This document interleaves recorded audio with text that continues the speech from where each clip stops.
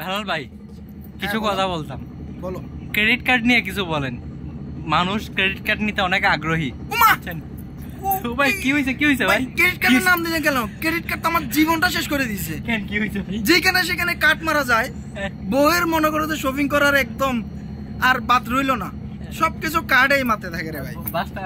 আর সবচাইতে বড় বিষয় হচ্ছে এই ক্রেডিট কার্ডের পিছনে যত বড় বড় বাঁশের গিরা আছে না, সব আমার পিছনেই যায়। কারণ এই কার্ডের প্রত্যেকটা এই ভ্যাটের উপর ভ্যাট, এর উপরে ভ্যাট, এর উপর ট্যাক্স, সব আমারই ভরা লাগে ভাই। আমার যে কে যে বলছে রে ভাই এই ক্রেডিট কার্ড নিতে,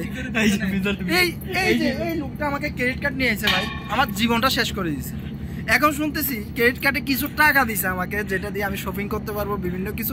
আমার পুরো ফ্যামিলি ভাই শপিং করলো, ভালো কথা। এখন শুনতেছি এখন এই 1 লাখে নাকি আমার 1.5 লাখ দিতে হবে রে ভাই।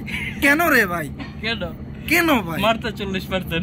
এটা তো ভাই কোনো মানে আসে না। এই ক্রেডিট কার্ড আমি কেন নিলাম রে ভাই? আমার তো হার্ট এক সাইড ব্লক হয়ে যাইতেছে।